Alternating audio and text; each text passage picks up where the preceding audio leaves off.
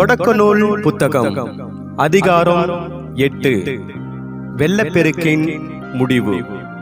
கடவுள் நோவாவையும் அவருடன் பேழைக்குள் இருந்த எல்லா காட்டு விலங்குகள், கால்நடைகள் அனைத்தையும் நினைவு கூர்ந்தார்.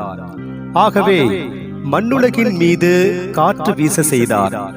வெள்ளம் தணிய தொடங்கியது.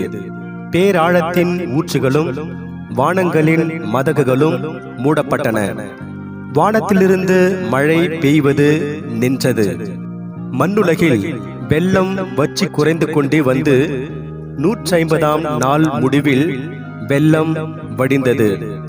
7ஆம் மாதத்தில் 17ஆம் நாளன்று ஆரராத்து தொடர்மலை மேல் பேழை தங்கியது. 10ஆம் மாதம் வரை வெள்ளம் குறைந்து கொண்டே வந்தது. 10ஆம் மாதத்தின் முதல் நாளில் மலை உச்சிகள் தெரிந்தன. 40 நாட்கள் முடிந்த பின் பேழையில் தாம் அமைத்திருந்த சாளரத்தை நோவா திறந்து காகம் ஒன்றை வெளியே அனுப்பினார். அது மண்ணுலகில் வெள்ளம் வற்றும் வரை போவதும் வருவதுமாக இருந்தது. பிறகு நிலப்பரப்பிலிருந்து வெள்ளம் வடிந்து விட்டதா என்று பார்க்க புறா ஒன்றை தம்மிடமிருந்து வெளியே அனுப்பினார். ஆனால் அதற்கு கால் வைத்து தங்குவதற்கு இடம் தென்படாததால் அது அவரிடமே பேழைக்கு திரும்பி வந்தது. ஏனெனில் நிலப்பரப்பு முழுவதிலும் இன்னும் வெள்ளம் நின்றது.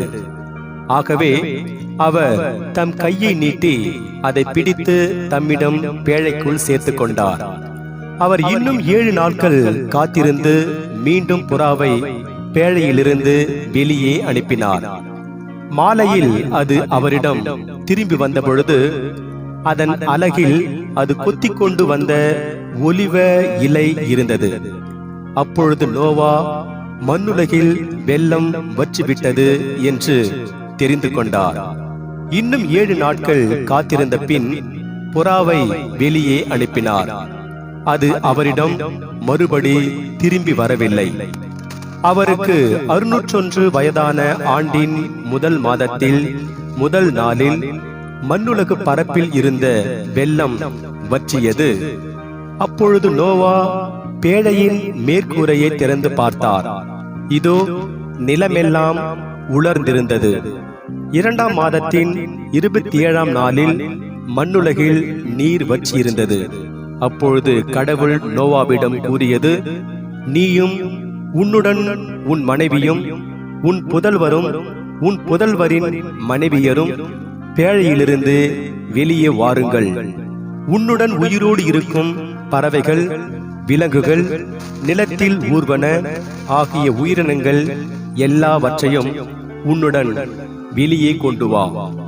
மண்ணுலகில் அவை பன்மடங்காகட்டும். பூவுலகில் அவை பலுகு பெருகி பலன் தரட்டும். ஆகவே நோவாவும் அவர் புதல்வரும் அவர் மனைவியும் அவர் புதல்வரின் மனைவியரும் அவருடன் வெளியே வந்தனர். விலங்குகள், ஊர்வன, பறவைகள், மண்ணுலகில் நடமாடும் அனைத்தும் வகை வகையாக பேழையிலிருந்து வெளியே வந்தன. நோவா பலி செலுத்தல். அப்பொழுது நோவா ஆண்டவருக்கு ஒரு பலிபீடம் கட்டி அதன் மேல் எல்லா வகை தக்க விலங்குகள், தக்க பறவைகளிலிருந்து எடுக்கப்பட்டவற்றை எரிபலியாக செலுத்தினார்.